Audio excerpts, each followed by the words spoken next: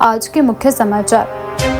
देहरा में वन कर्मचारियों ने सरकार के समक्ष रखी लंबित मांगे। बरसात के मौसम में नालों की बदहाल स्थिति से बड़ी परेशानी। लिफ्ट के समीप भूस्खलन। 31 जुलाई तक भारी से बहुत भारी बारिश का अलर्ट। कुल्लू को मिली बड़ी विकास परियोजनाएं। छात्र आत्महत्या पर कांग्रेस का हमला। पेपर लीक मामलों पर कांग्रेस ने केंद्र सरकार को घेरा। अब समाचार विस्तार से।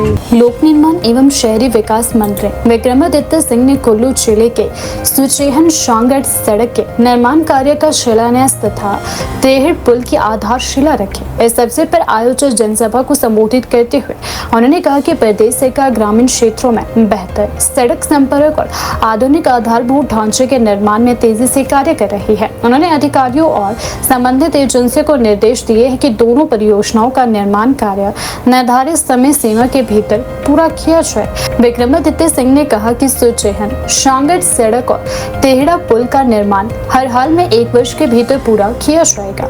उन्होंने कहा कि इन परियोजनाओं के पूरा होने से क्षेत्र के हजारों लोगों को सीधा लाभ मिलेगा और लंबे समय से चली आ रही आवागमन की समस्याओं का स्थायी समाधान किया जाएगा। उन्होंने कहा कि प्रदेश सरकार का उद्देश्य केवल घोषणाएं करना नहीं बल्कि तय समय सीमा के भीतर विकास कार्यों को धरातल पर उतारना है। उन्होंने कहा कि अधिकारियों को स्पष्ट निर्देश दिए गए हैं कि निर्माण कार्य की गुणवत्ता से किसी भी प्रकार का समझौता नहीं किया जाएगा और नियमित रूप से कार्य की निगरानी भी की जाएगी। मंत्री ने कहा कि सड़क और पुल बनने से क्षेत्र के ग्रामीणों को शिक्षा, स्वास्थ्य और अन्य आवश्यक सेवाओं तक पहुंच आसान होगी। इसके साथ ही किसानों, बागवानों और स्थानीय व्यापारियों को भी अपने उत्पाद बाजार तक पहुंचाने में सुविधा मिलेगी। पर्यटन की दृष्टि से भी यह परियोजना क्षेत्र के विकास में महत्वपूर्ण भूमिका निभाएगी। उन्होंने कहा कि सरकार प्रदेश के दूर दराज और दुर्गम क्षेत्रों को बेहतर सड़क नेटवर्क से जोड़ने के लिए लगातार कार्य कर रही है। जहां भी सड़क और पुलों की आवश्यकता है वहां प्राथमिकता के आधार पर योजनाएं तैयार भी की जा रही है ताकि लोगों को बेहतर परिवहन सुविधाएं उपलब्ध करवाई जा सके। बात रखी कि जो त्रासदी यहाँ पे 2023 में आई, 2025 में आई, उस दौरान कई बार हमने इस इलाके का दौरा करते हुए यहाँ की महिलाएं, इस क्षेत्र की महिलाएं बार बार हमें सड़क पे मिली और उन्होंने निवेदन किया कि हमारे इलाके का जो ये ब्रिज है ये बह गया है, इसको आपने ठीक करना है। महिलाओं के आंखों में आंसू भी दिखे, उनका दर्द हमने समझा। समय लगा मगर आज उसका पैसे का प्रावधान करके टेंडर लगवाकर आज हम आपके बीच में यहाँ पे उपस्थित हुए और आज इसका पत्थर यहाँ पे रखा गया है। और मुझे विश्वास ही नहीं है, मैं डिपार्टमेंट के अधिकारी यहाँ पे खड़े हैं, उनको निर्देश दे रहा हूँ कि इसको समय के अंदर जो है वो पूरा किया जाए। 1 साल के अंदर अंदर इसको हमने बनाकर तैयार करना है ताकि हम जल्द आपके बीच में वापस आए और इसको लोकार्पण इसका जो है वो किया जाए ताकि क्षेत्र के लोगों को जो ये सुविधा, एक बेसिक फैसिलिटी जो मिलनी चाहिए, उससे इलाका त्रस्त ना रहे। इसके लिए हम आपके बीच में आज यहाँ पे उपस्थित हैं। सबसे पहले तो जो यहाँ के स्थानीय प्रधान है जिन्होंने हमारा स्वागत किया, सबसे पहले तो मैं उनका धन्यवाद करता हूँ क्योंकि स्थानीय देवता है तो स्थानीय देवता को पूजना तो सबसे ज्यादा जरूरी होता है। स्थानीय प्रधान के बिना कोई काम नहीं चल सकता, चाहे मुख्यमंत्री भी आ जाए, प्रधानमंत्री भी आ जाए, बजट का जो असली अंतिम एलोकेशन है वो प्रधान के माध्यम से ही होनी है। इसलिए प्रधान की भूमिका एक बहुत ही महत्वपूर्ण भूमिका हमारे पंचायती राज सिस्टम के माध्यम से हमारे स्वर्गीय प्रधानमंत्री भारत रत्न राजीव गांधी जी ने रखी, जिन्होंने हमेशा हमारे पंचायती राज संगठनों को, संस्थानों को मजबूत करने का कार्य किया। आज जिस तरीके से हमारी महिलाएं, चाहे वो जिला परिषद है, चाहे वो पंचायत समिति है, चाहे वो पंचायतें हैं, चाहे वो कोई भी और संस्थान है, कोई भी और इलेक्टेड बॉडी है, उसमें जिस तरीके से आगे बढ़ रही है, जिस तरीके से अपने क्षेत्र का नेतृत्व कर रही है, ये सोच स्वर्गीय राजीव गांधी जी की थी, जिन्होंने आज से करीबन 40 साल पहले 1985 में ये सोच रखी कि हमें महिलाओं को आगे लेकर आना है। उस समय तो कोई सोच भी नहीं सकता था कि इतनी भारी तादाद में महिलाएं हमारे इलाके का नेतृत्व करेगी। आज उनका सपना संकल्प पूरा हो रहा है, लक्ष्य प्राप्ति की ओर है। आज हर पंचायत में 50% रिजर्वेशन तो महिलाओं की है ही है, मगर जो ओपन वार्ड है, जहां से कोई भी लड़ सकता है, या ओपन पंचायतें है जहां से कोई भी लड़ सकता है, वहां पर भी महिलाएं डोमिनेट कर रही हैं। महिलाएं ओपन वार्ड से भी जीत कर आ रही है। इसके लिए महिलाओं को मैं बहुत बहुत बधाई और शुभकामनाएं देना चाहूंगा कि आप किसी से कम नहीं है। आप क्षेत्र के नेतृत्व में, इलाके के विकास में, इलाके की संवेदनशीलता के साथ, क्योंकि राजनीति में, समाज सेवा में केवल मसले को उठाना ही महत्वपूर्ण नहीं है, उठाने के साथ साथ संवेदनशीलता बहुत आवश्यक है। आप किस तरीके से लोगों से बात करते हैं, लोगों की समस्याओं को सुनते हैं, उनका निवारण करते हैं। मैं नहीं कह रहा हूं कि पुरुष कम करते हैं, पुरुष भी बराबर कर रहे हैं, मगर महिलाओं का अपना एक रोल है, एक दायित्व है जिम्मेवारी के अंदर, जिसको वो बहुत बेहतरीन तरीके से अदा कर रही है। तो उसके लिए मैं उनको बहुत बहुत साधुवाद और बधाई देता हूं। देश भर में छात्रों की बढ़ती आत्महत्या की घटनाओं को लेकर राजनीतिक प्रतिक्रिया भी तेज होती जा रही है। इसी कड़ी में शिमला के कांग्रेस नेता NN शदादत ने शिक्षा व्यवस्था पर गंभीर सवाल उठाते हुए कहा कि हाल के समय में नीट पेपर लीक मामले में छात्रों द्वारा आत्महत्या जैसी घटनाओं में लगातार वृद्धि हुई है, जो बेहद दुखद है। उन्होंने कहा कि यह केवल व्यक्तिगत मामलों तक सीमित नहीं है, बल्कि शिक्षा व्यवस्था में मौजूद गंभीर चुनौतियों और खामियों की ओर भी संकेत करता है। उन्होंने कहा कि छात्रों को केवल सकारात्मक सोच अपनाने की सलाह देना पर्याप्त नहीं है। आवश्यकता इस बात की है कि उन वास्तविक कारणों की पहचान कर उन्हें दूर किया जाए, जो विद्यार्थियों को मानसिक तनाव, अवसाद और निराशा की ओर धकेल रही है। उन्होंने कहा कि बढ़ती प्रतिस्पर्धा, परीक्षा का दबाव, रोजगार की क्षमता और शिक्षा व्यवस्था की कमियां ऐसे कई कारण हैं जिन पर गंभीरता से कार्य करने की जरूरत है। उन्होंने कहा कि यदि देश में लगातार इस तरह की घटनाएं सामने आ रही है तो शिक्षा व्यवस्था की जवाबदेही तय होना भी आवश्यक है। उनका कहना था कि शिक्षा मंत्रालय को केवल नीतियां बनाने तक सीमित नहीं रहना चाहिए, बल्कि यह सुनिश्चित करना चाहिए कि विद्यार्थियों को सुरक्षित, सकारात्मक और मानसिक रूप से सहयोग देने वाला शैक्षणिक माहौल उपलब्ध हो। उन्होंने पोर्ट में रहे धर्मेंद्र प्रधान पर निशाना साधते हुए कहा कि यदि बहुत समय रहते इस्तीफा दे देते तो देश की ऐसी स्थिति नहीं होती। और आपने देखा होगा दिल्ली में धरना प्रदर्शन हुआ, लाठीचार्ज सरकार द्वारा किया गया केंद्र सरकार की नीतियों के कारण। अब आप देखिए ऐसे कैसे व्यवस्था परिवर्तन होगा। इस तरह तो माहौल बिगड़ने का काम है। युवा सकारात्मक सोच नहीं बल्कि नकारात्मक सोच की तरफ चला जाएगा। इससे देश में सुधार होने वाला नहीं। तो मैं ये कहूँगा ये बड़ा दुर्भाग्य है। बेशक इस तरफ ध्यान दिया गया, ये मुद्दा बड़ा रहा कि धर्मेंद्र प्रधान जो हमारे मंत्री या शिक्षा मंत्री देश के, कि उन्हें रिज़ाइन कर देना चाहिए। तो मैं समझता हूँ कि रिज़ाइन करना भी कोई सॉल्यूशन नहीं। भाई आप इसमें सुधार कीजिए ना। जो लोग गलत है, जिस वजह से सुसाइड हुए, जिस वजह से ये पेपर लीक होते गए, आप उस पर क्यों नहीं गए? उन पे आप कार्रवाई करते, उन्हें आप जेल भिजवाते, आप अच्छा माहौल बनाने की कोशिश करें। अब इससे क्या हो जाएगा, लोग शांत हो जाएंगे, पार्टी भी खुश हो जाएगी। धर्मेंद्र प्रधान का थोड़ी समय के लिए हो गया जी रिज़ाइन। तो resign is not the solution मेरे ख्याल से। अब जिस तरह से लोगों ने बड़ा विश्वास किया था कि मोदी जी की सरकार 2014 में आएगी, बड़ा कुछ परिवर्तन करके आएगी, उस तरह का परिवर्तन हुआ क्या? आज जो स्थिति थी उससे भी कई बदतर स्थिति हो गई है। अंधभक्ति की ओर सिर्फ लोग जा रहे हैं। जो कुछ है बहुत बढ़िया है जी, मोदी जी के नेतृत्व में अच्छा हो रहा है। हम कह रहे हैं कि भी लोगों को बहुत आशाएं थी मोदी जी से, लेकिन सब कुछ अब मैं समझता हूँ बीजेपी तो बैकफुट पे आ चुकी है। बेशक हम कहते हैं कि विपक्ष में कुछ भी नहीं है, नेता सिर्फ मोदी जी ही नज़र आ रहे हैं। हम इस बात को मानते हैं क्योंकि बीजेपी बहुत बड़ी पार्टी है, विश्व की बहुत बड़ी पार्टी। लेकिन जो कुछ हो रहा है बिल्कुल गलत हो रहा है। किसान आवाज़ उठाते हैं तो भी डंडा परेड होती है। जब तक 700-800 लोग मर नहीं जाते तब तक आप जो है कानून वापस नहीं लेते। आग अगर आप पहले ले लेते तो शायद ना वो लोग मरते। आज वो स्थिति हो गई। आप डंडा चला रहे हैं, कितने सारे इंजर्ड हो गए हमारे बच्चे, कितने सारे बच्चों को चोटें आई है, सुसाइड भी हो गए, कुछ मर भी गए। तो ये कौन सी अच्छी बात हो गई? इससे कौन सा मतलब शांति देश के अंदर हो गई? इससे तो तनावपूर्ण स्थिति बढ़ती ही रहती है। तो मैं समझता हूँ ये बेहतर नहीं है देश के लिए।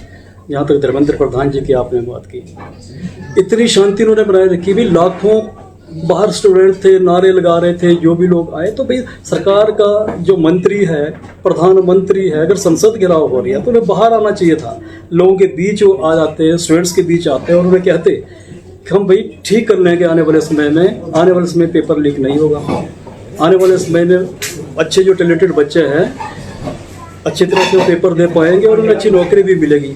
लेकिन जो स्थिति इस तरह से हो गई है ये बिल्कुल गलत हुई है। सरकार बिल्कुल शांति बनाए रखे हुए अंदर बैठी रही और बाहर माहौल तो खराब होता ही गया।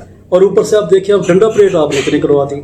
शांति से बच्चे वहाँ पर नारे लगा रहे हो, आप महिलाओं को भी डंडे पड़ रहे हैं और पुरुषों को भी डंडे पड़ रहे हैं और घर जाके बेचारे रो रहे हैं, कोई अस्पतालों में पड़े हैं। तो मैं समझता हूँ ये जो कुछ भी हुआ है आज बिल्कुल गलत हुआ है। ये देश हित में नहीं हुआ है। देखिए, कॉकरोच पार्टी का जन्म एक बाई चांस जन्म जिसे हम कह सकते हैं। अब सूर्यकांत जी मैं कहूँगा चीफ जस्टिस ऑफ इंडिया, अब उन्होंने कह दिया अचानक कि भी कॉकरोच युवा कॉकरोच है। हालांकि कहने का अंदाज उनका ये भी था कि आज जिस रफ्तार से हमारे युवा पढ़ लिख कर के रोजगार की दौड़ में हैं, तो मेहनत कर रहे हैं, कोई इधर भाग रहा कोई इधर भाग रहा, तो नेचुरली मतलब they are struggling for jobs. लेकिन इस बात को ये गलत अंदाज में ले लिया गया होगा कि हमें तो कॉकरोच कह दिया। अब कॉकरोच कह दिया तो उस पर बहुत सारे ऐसे लोग भी हैं, उन्होंने इसको ज़्यादा तूल दे दिया कि भी युवाओं को कॉकरोच कह दिया। तो मैं कह रहा हूँ कि कॉकरोच तो नहीं कहना चाहिए था, ये बहुत गलत बात है। लेकिन जैसा आपने कहा ना कि ये पार्टी ये कुछ होने वाली नहीं है, ये कोई पार्टी बनने वाली नहीं है। ये सिर्फ युवाओं का गुस्सा है, युवाओं का आक्रोश है। हम तो यही कहेंगे सब शांत हो जाएंगे, भी व्यवस्था यहाँ पर ठीक करें। 2014 में आप कह के गए थे 2 करोड़ युवाओं को नौकरियाँ देंगे। भाई आज तो 12 सालें आपको होने वाली है। अब तो 12 सालों में कितने लोगों को आपने रोजगार दिया देश के अंदर? ये बताएं ना। सरकार के अंदर सरकार ने कुछ भी नहीं किया।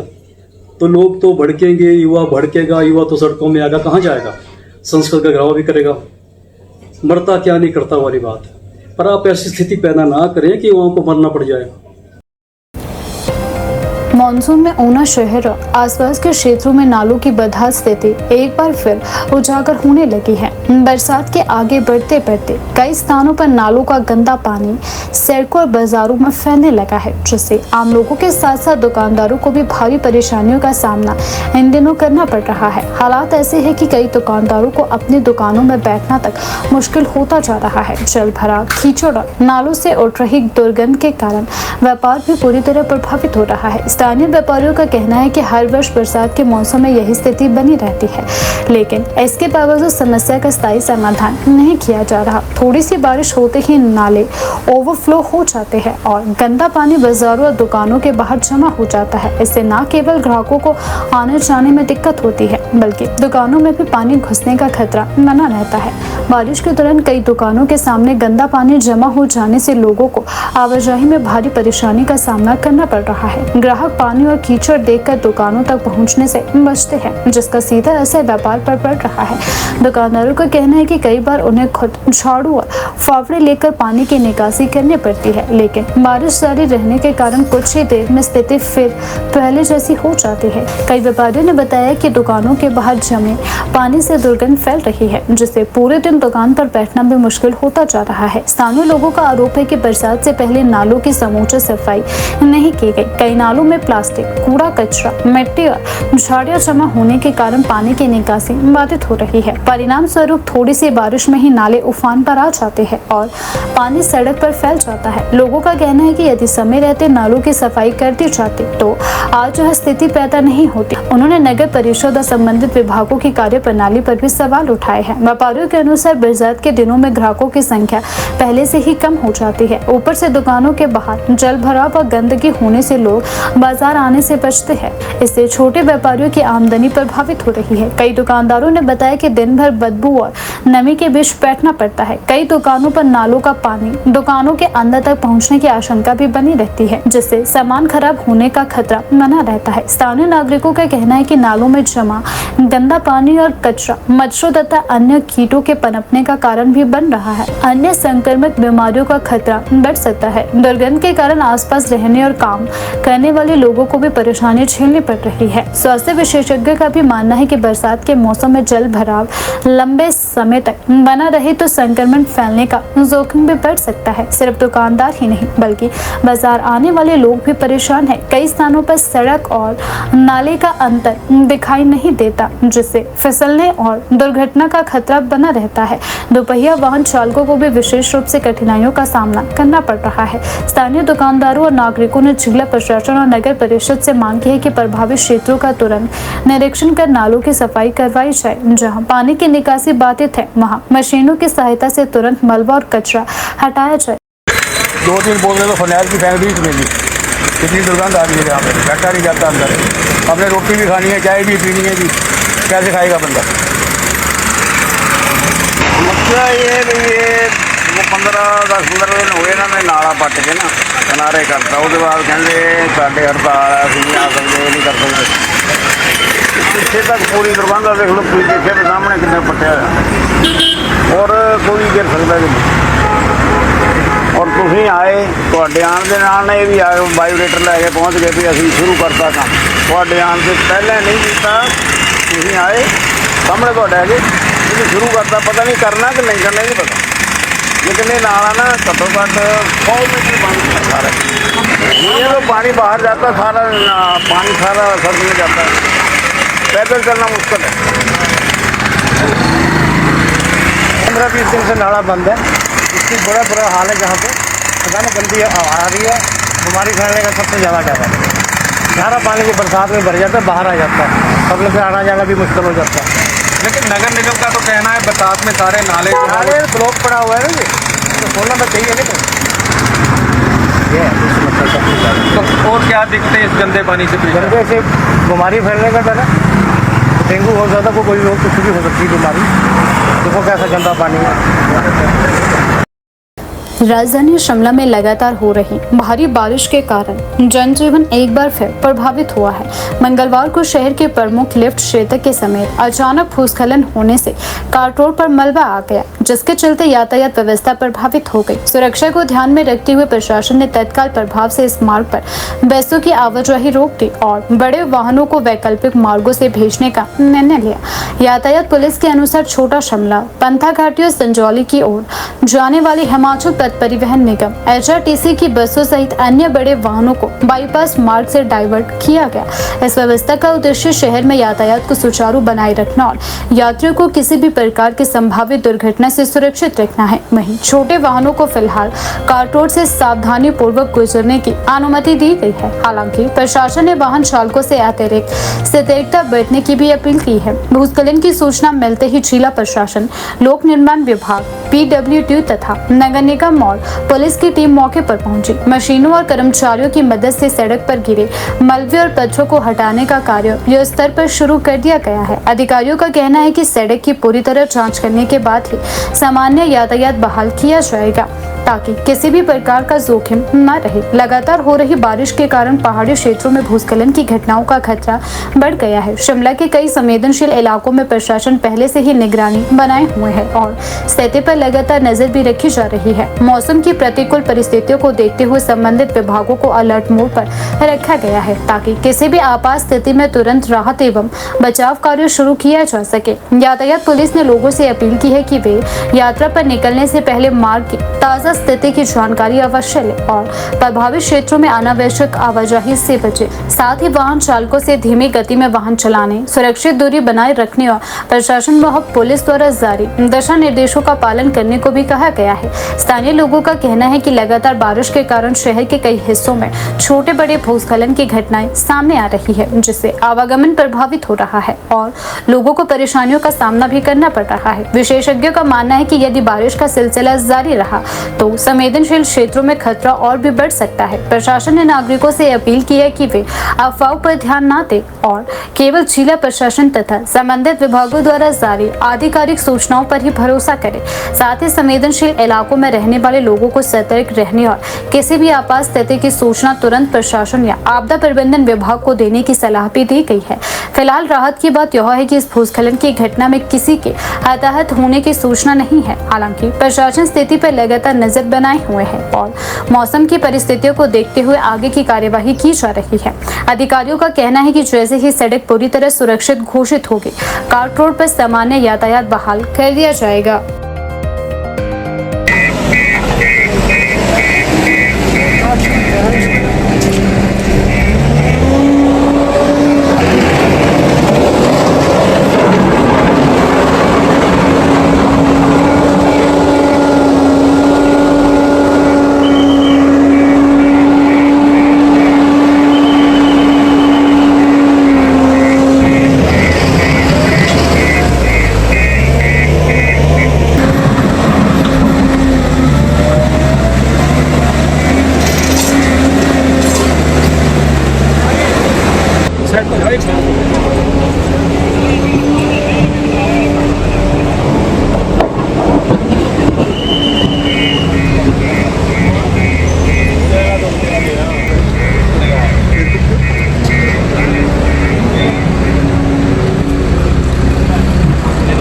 मैं तो ये कहना चाहता हूँ, सरकार से ये गुजारिश है, जब भी सरकार कोई काम करना चाहती है बरसातों में ये सारे काम होते हैं, आगे पीछे कोई काम नहीं होता है।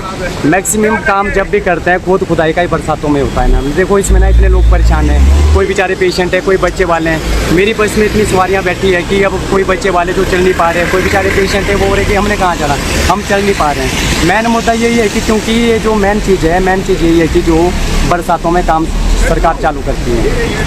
प्रशासन को ये चीज़ ना अलर्ट करनी चाहिए थी, या तो ये रोड ही बंद करना चाहिए था, सील करना चाहिए था कि जब इन्होंने खोदा था बरसातों में कि भी ये चीज़ अगर आ रही है या लैंडस्लाइड हो रहा है तो इनको दूसरी जगह से डिवाइड करना चाहिए। जैसे ISBT है, ISBT से बसें चला दो, यहाँ काम चालू कर दो, ये चीज़ है ना। अब यहाँ तो ऐसा है ना, खोद भी रहे और साथ में चालू भी कर रहे हैं। कोई ऑफिस वाले हैं, कोई ड्यूटी वाले हैं, कोई पेशेंट है बसों में। हमारे साथ बच्चे 1.5 घंटा हो गया, 2 घंटे हो गए पंथाघाटी से पहुंचने के, यहाँ 2 घंटे लग रहे हैं मेरे को। तो जो जाम लगा हुआ है वो पंथाघाटी पहुंच गया इस टाइम। शिव मंदिर से मैं जाम में फंसा हूँ खुद। जब मैं पंथाघाटी से 10 बजे का चलाऊँ तो टाइम आप खुद देख सकते हैं टाइम क्या हो गया है। ये चीज़ है ना। हिमाचल प्रदेश के कांगड़ा जिले के देहरा में वन विभाग के कर्मचारियों ने अपनी विभिन्न लंबित मांगों को लेकर आवाज बुलंद की। वन विभाग अराजपत्रित कर्मचारी संघ की बैठक में कर्मचारियों ने सेवा संबंधित मुद्दों, पदोन्नति, रिक्त पदों को भरने और कार्य परिस्थितियों में सुधार की मांग करते हुए प्रदेश सरकार से शीघ्र सकारात्मक निर्णय लेने की अपील की। बैठक के दौरान कर्मचारियों ने विभाग से जुड़े कई मुद्दों पर नाराजगी भी जताई और कहा कि लंबे समय से मांगे लंबित होने के कारण कर्मचारियों में असंतोष बढ़ रहा है। अराजपत्रित कर्मचारी संघ के पदाधिकारियों ने कहा कि वन विभाग के कर्मचारी सीमित संसाधनों के बावजूद जंगलों की सुरक्षा, वन संपदा के संरक्षण, वन्य जीव संरक्षण और अवैध कटान रोकने जैसे महत्वपूर्ण जिम्मेदारियां निभा रहे हैं। इसके बावजूद कर्मचारियों की कई समस्याओं का समाधान लंबे समय से अटका पड़ा है। बैठक में कर्मचारियों ने सरकार से रिक्त पदों पर जल्द भरने, पदोन्नति प्रक्रिया में तेजी लाने, वेतन एवं भत्तों से जुड़े लंबित मांगों का समाधान करने और फील्ड में कार्यरत कर्मचारियों को आवश्यक संसाधन उपलब्ध करवाने की मांग उठाई। उनका कहना है कि स्टाफ की कमी के कारण कार्य का बोझ लगातार बढ़ता जा रहा है, जिससे कर्मचारियों को कठिन परिस्थितियों में कार्य करना पड़ रहा है। तो उसके उपरांत हमें सहायक संरक्षक की जरूरत नहीं है। अगर हम सहायक संरक्षक के हमें रखा जाता तो हम सहायक संरक्षक जो रूल के मुताबिक जो है वो उनको बीट नहीं दी जा सकती है, क्योंकि अगर हिमाचल प्रदेश से जैसे पुलिस में भर्ती की जाती है तो उसमें असिस्टेंट पुलिस जो है वो पुलिस कांस्टेबल नहीं भरे जा सकते हैं। उसी प्रकार से जो सहायक जो वन रक्षक है वो नहीं भर पाते हैं, क्योंकि ये वन विभाग जो है एक खुली वन संपदा है, और खुली संपदा से अगर प्राइवेट को काफ़ी खतरा है। वो कैसे खतरा है वो मैं माननीय मुख्यमंत्री ये स्पेशली उनके पास जो है वन विभाग है हमारा, तो मैं उनसे ये जरूरी कहना चाहूँगा, क्योंकि जैसे आप किसी भी विभाग में ले लीजिए, अगर एजुकेशन डिपार्टमेंट है या कोई किसी भी प्रकार का और डिपार्टमेंट में, उनमें सहायक कोई भी डिपार्टमेंट में भर सकते हैं। वो मैं नहीं कह सकता भरें ना भरें, लेकिन उनमें ऐसे कि लॉकर में जो है एक ड्यूटी टाइम होता है 8 आवर्स, और जो हमारा टाइम जो टेबल है जो ड्यूटी का वो उसका कोई सिस्टम नहीं है, क्योंकि 24 आवर हमें ड्यूटी देनी पड़ती है। हालांकि हमारी ड्यूटी 8 घंटे है, लेकिन हम 24 घंटे ये इस पर कार्य करते हैं। अगर सहायक वन रक्षक रखेंगे तो ये जो हमारे अधिकारी हैं, जो ऊपर के अधिकारी हैं, जैसे गार्ड से ऊपर जैसे जैसे जाते जाएंगे तो उनके लिए काफ़ी जो परेशानी घटित हो सकती है, क्योंकि उनके हवाले जो हम ये बीट नहीं सौंप सकते हैं। अलग डिपार्टमेंट में जो वन विभाग है वो अलग डिफरेंट डिपार्टमेंट है, इसमें जो है वन कटुए आते हैं या किसी प्रकार से दिन रात दौड़ भाग करनी पड़ती है, तो इसके लिए हमें काफ़ी प्रॉब्लमों का सामना करना पड़ता है, तो इस जान पर भी जोखिम उठाना पड़ता है।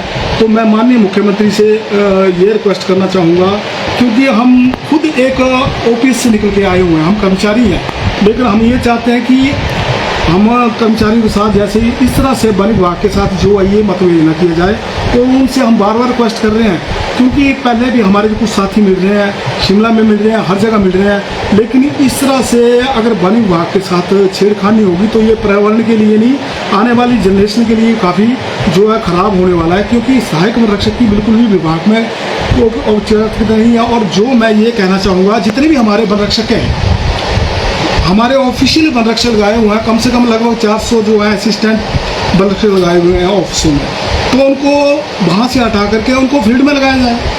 लगभग 400 वन रक्षक है, उनकी ऑफिस में जरूरत नहीं है। पहले भी कार्य प्रणाली चलती थी, पहले भी कार्य वन विभाग के होते थे, तो अभी ऑफिस में 6 महीने ट्रेनिंग दी जाती है। 6 महीने में एक परफेक्ट गार्ड ट्रेन किया जाता है। जैसे आप शिमला में ले लीजिए, और दूसरा हमारा सुंदरनगर में 2 ट्रेनिंग सेंटर हैं, चाइल में और सुंदरनगर में, तो वहाँ पर 6 महीने की एक प्रशिक्षण होने के बावजूद उसको एक्सपर्ट एक फॉरेस्ट गार्ड को जंगल के लिए उसको तैयार किया जाता है, और उसको जो है एक ऑफिस में सेटल किया जाता है। तो ये एक विभाग के साथ छेड़खानी है। तो मैं ये चाहता हूँ कि लगभग जो 400 वन रक्षक है उसको वहाँ से निकाल करके उसको फील्ड में उतारा जाए, उनको बीटें सौंपी जाए, और जितने हमारे जो डिप्टी इंजीनियर प्रमोट हुए हैं, block of deputy engineer promote हुए हैं, उनको उनकी जगह पर पे उनको ब्लॉक दिए जाएँ, क्योंकि ब्लॉक भी खाली पड़े हुए हैं। और लगभग ज़्यादा ना सरकार अगर भर्ती करना चाहे तो लगभग 400 जो वन रक्षक है वो रेगुलर वन रक्षक को भर्ती करें। चीफ सेक्रेटरी साहब से हमारे कुछ साथी कल ही गए थे मिलने, तो हमने कहा था कि ऑफ साहब जी से जो है एक पत्र वहाँ पर दिया जाए कि हमें जो है रेगुलर जो 500 वन रक्षक जो है उनके साथ भी यही मंत्रणा हुई है। उन्होंने भी हमें आश्वासन दिया चीफ सेक्रेटरी जी ने कि हाँ करते हैं, लेकिन हमें तो मैक्सिमम हमें होप जो है हमें माननीय सीएम साहब के ऊपर है, क्योंकि वन मंत्रालय उनके पास है, जो डिसाइड वो करेंगे वही होगा।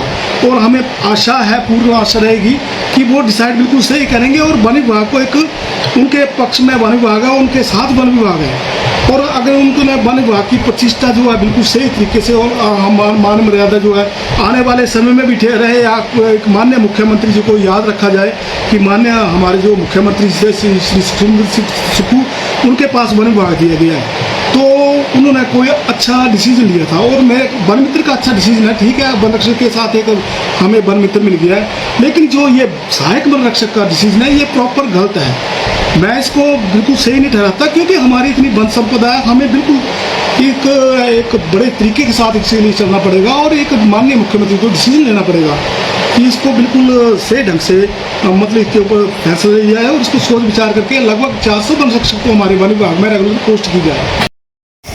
हिमाचल प्रदेश में मानसून एक बार फिर पूरी तरह सक्रिय हो गया है। मौसम विभाग केंद्र शिमला द्वारा जारी ताज़ा बुलेटिन के अनुसार प्रदेश के कई जिलों में 28 से 31 जुलाई तक भारी से बहुत भारी बारिश होने की संभावना है। लगातार बारिश के चलते भूस्खलन, फ्लैश फ्लड, जल भराव और नदियों नालों के जलस्तर में तेज बढ़ोतरी की आशंका जताई गई है। मौसम विभाग ने लोगों से अनावश्यक यात्रा से बचने और प्रशासन द्वारा जारी दिशा निर्देशों का सख्ती से पालन करने की भी अपील की है। मौसम विभाग के अनुसार 27 जुलाई से 2 अगस्त तक प्रदेश के अधिकांश क्षेत्रों में हल्की से मध्यम बारिश का दौर जारी रहेगा। हालांकि 28, 29, 30 और 31 जुलाई को कई स्थानों पर भारी से बहुत भारी वर्षा दर्ज की जा सकती है। इसके अलावा 1 अगस्त को कुछ इलाकों में भारी बारिश होने का पूर्वानुमान भी जारी कर दिया गया है। विभाग ने चेतावनी दी है कि इस अवधि में मौसम तेजी से बदल सकता है और कुछ क्षेत्रों में कम समय में अत्यधिक वर्षा होने की स्थिति भी बन सकती है। जिलावार चेतावनी के अनुसार शिमला, सोलन, सिरमौर, मंडी, कांगड़ा, चंबा, बिलासपुर, ऊना, हमीरपुर और कुल्लू जिलों में अलग अलग दिनों में भारी से बहुत भारी वर्षा हो सकती है। वहीं जनजातीय जिलों किन्नौर और लाहौल स्पीति में बारिश के साथ 30 से 40 किलोमीटर प्रति घंटे की रफ्तार से तेज हवाएं चलने की भी संभावना है। इन क्षेत्रों में पहाड़ी ढलानों पर भूस्खलन और सड़क अवरुद्ध होने की आशंका भी अधिक बताई गई है। मौसम विभाग ने कहा है कि लगातार बारिश के कारण संवेदनशील इलाकों में भूस्खलन की घटनाएं बढ़ सकती है। कई स्थानों पर अचानक बाढ़ यानी फ्लैश फ्लड की स्थिति भी बन सकती है। नदी और खेड़ों का जलस्तर तेजी से बढ़ने की संभावना है, जिससे निचले क्षेत्रों में जलभराव भी हो सकता है। पहाड़ी सड़कों पर फिसलन बढ़ने से सड़क दुर्घटनाओं का भी खतरा बढ़ गया है। विभाग ने विशेष रूप से नदी नालों के किनारे रहने वाले लोगों को सतर्क रहने को कहा गया है। राज्य सरकार और जिला प्रशासन ने सभी संबंधित विभागों को अलर्ट पर रखा है।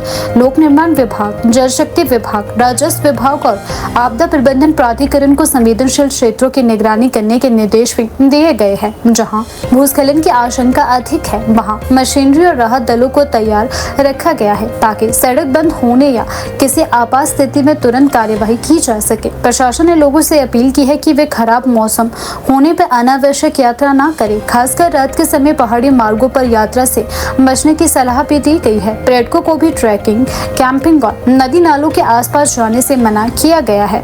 वाहन चालकों से भी कहा गया है कि वे धीमी गति में वाहन चलाएं और पहाड़ी मोड़ों पर अतिरिक्त सावधानी बरतें। पिछले 24 घंटों के दौरान प्रदेश के कई हिस्सों में हल्की से मध्यम बारिश भी दर्ज की गई है। सबसे अधिक 11 सेंटीमीटर वर्षा सोलन जिले के कंडाघाट में रिकॉर्ड की गई। इसके अलावा नालागढ़ में 5 सेंटीमीटर तथा राजगढ़, काहू, कोटी और सिंगडाहा में 4-4 सेंटीमीटर बारिश दर्ज की गई है। लगातार बारिश के कारण कई स्थानों पर छोटे छोटे भूस्खलन की घटनाएं भी सामने आई है। कृषि और बागवानी विभाग ने भी किसानों और बागवानों को सतर्क रहने को कहा है। भारी बारिश से खेतों में जलभराव और मिट्टी के कटाव की समस्या भी बढ़ सकती है। सेब उत्पादक क्षेत्रों में बागों की निगरानी बढ़ाने और जल निकासी की उचित व्यवस्था करने की सलाह भी दी गई है। प्रदेश में अगले 4 दिनों तक मौसम का मिजाज काफी सख्त रहने की संभावना है।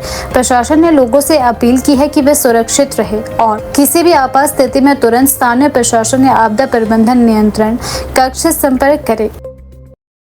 हिमाचल प्रदेश कांग्रेस कमेटी के पूर्व वरिष्ठ प्रवक्ता SS चोपड़ा ने देश भर में लगातार सामने आ रहे पेपर लीक मामलों पर गहरी चिंता व्यक्त करते हुए इसे लाखों युवाओं के भविष्य के साथ गंभीर खिलवाड़ करार दिया है। उन्होंने कहा कि प्रतियोगी परीक्षाओं में बार बार पेपर लीक की घटनाएं न केवल युवाओं के विश्वास को कमजोर कर रही है, बल्कि पूरी भर्ती और परीक्षा प्रणाली की विश्वसनीयता पर भी सवाल खड़े कर रही है। उन्होंने कहा कि जिन युवाओं ने वर्षों की मेहनत, समय और संसाधन लगाकर परीक्षाओं की तैयारी की, उनके सपनों पर इस तरह की घटनाएं सीधा आघात पहुंचाती है। उन्होंने कहा कि यदि पेपर लीक जैसी घटनाएं लगातार सामने आती रहेगी तो युवाओं का सरकारी भर्ती प्रक्रिया से भरोसा उठना स्वाभाविक है। उन्होंने मांग की है कि पेपर लीक मामलों में शामिल किसी भी व्यक्ति, अधिकारी या संगठित गिरोहों को किसी भी कीमत पर बख्शा नहीं जाना चाहिए। इन मामलों के निष्पक्ष, पारदर्शी और समयबद्ध जांच कर दोषियों के खिलाफ कड़ी कानूनी कार्यवाही की जानी चाहिए ताकि भविष्य में कोई भी इस प्रकार की हरकत करने का साहस न करे। SS चोपड़ा ने कहा कि लोकतंत्र में प्रत्येक नागरिक को अपनी बात रखने और शांतिपूर्ण ढंग से विरोध दर्ज कराने का संवैधानिक अधिकार प्राप्त है। यदि देश भर में छात्र और युवा पेपर लीक के मुद्दे को लेकर प्रदर्शन और आंदोलन कर रही है तो सरकार को इसे केवल विरोध के रूप में नहीं बल्कि युवाओं की वास्तविक चिंता के रूप में देखना चाहिए। उन्होंने कहा कि सरकार का दायित्व है कि वह आंदोलन कर रहे युवाओं की बात सुने और उनके समस्याओं का समाधान भी निकाले। उन्होंने आरोप लगाया है कि केंद्र सरकार के नेतृत्व में युवाओं से जुड़े महत्वपूर्ण मुद्दों की लगातार अनदेखी हो रही है। उनका कहना था कि केवल बयान और आश्वासन देने से समस्या का समाधान नहीं होगा। सरकार को ऐसी मजबूत और पारदर्शी व्यवस्था विकसित करनी चाहिए जिससे प्रश्न पत्रों की गोपनीयता पूरी तरह सुरक्षित रहे और भविष्य में भी पेपर लीक जैसी घटनाओं की पुनरावृत्ति न हो। ये बहुत बढ़िया प्रश्न किया है आपने। मैं SS चोपड़ा, पूर्व वरिष्ठ प्रवक्ता हिमाचल प्रदेश कांग्रेस कमेटी, जैसे आपने कहा भी राहुल गांधी सर्वप्रथम जो है सबसे आगे सब पंक्ति में होते हैं। देश में कोई भी मुद्दा हो, कोई भी हड़ताल हो और किसी भी तरह का उपद्रव हो, मतलब जो सरकार के खिलाफ हो, उसके लिए वो आगे होते हैं और इस बार भी वो आगे ही थे। और जिस तरह से ये कैओस जो भारत में जंतर मंतर में युद्ध, देश की जो युद्ध इकट्ठे हुए हैं और मतलब पार्टी लाइन वो इकट्ठे होकर के, चाहे उन्होंने पार्टी पोटी का इसमें कंसिडरेशन नहीं की। नीट के जो पेपर लीक हुए हैं ये अपने आप में सबसे बड़ा दुर्भाग्य है। पहले तो ये स्ट्राइक की जो नौबत आई है ये भारत सरकार लेड बाय मिस्टर मोदी, उनकी बदौलत ये स्ट्राइक हुई। ये पहले ही जब इन्होंने शुंका छोड़ दिया था कि भी हम इस तरह से एकत्रित हो रहे हैं और नीट पेपर के मामले में जो इसके लिए जिम्मेवार हैं उसको सज़ा होनी चाहिए। मैं तो ये भी कहता था कि भी इसमें फांसी होनी चाहिए थी। और देश के युवाओं से जो खिलवाड़ हुआ है, उनकी योग्यताओं के साथ जो खिलवाड़ हुआ है, उनकी मेरिट से जो खिलवाड़ हुआ है, इन्होंने पेपर बेच करके, जैसे हिमाचल प्रदेश पर सर्विस जो सबॉर्डिनेट सिलेक्शन बोर्ड हमीरपुर में इन्होंने 6-7 लाख रुपए के बीजेपी जयराम की सरकार में यहाँ पर पेपर बिके हैं, उसी तरह से नीट में हुआ है। तो ये खिलवाड़ नहीं तो और क्या हुआ। और मैं ये कहना चाहता हूँ इस स्ट्राइक को जो आपने कहा है कि भी इसमें बहुत सारे यूथ जो है, कॉकरोच तो एक पार्टी का कुछ लोगों द्वारा नाम रखा गया था। इसमें मैं समझता हूँ कि कॉकरोच कुछ नहीं है। ये देश के युवा एकत्रित हुए हैं, देश के युवा मोदी सरकार के खिलाफ एकत्रित हुए हैं। देश के युवा इसलिए एकत्रित हुए हैं कि भी जिस तरह से देश में जो हालात बने हुए हैं आज की डेट में, उसके खिलाफ इकट्ठे हुए हैं। जो मेरिट में लोग अब आने थे, उसमें भर्ती होनी थी MBBS में, दूसरे क्षेत्र में, दूसरे किसी स्पेशलिटी में, वो रह गए हैं बेचारे। अब जो इन द्वारा एग्जाम कंडक्ट कराया उसका कोई फायदा नहीं है। चलो एनी हाउ, मैं ये कहता हूँ कि जिस तरह से धर्मेंद्र प्रधान ने इस्तीफा दिया, इस्तीफा is not a solution at all.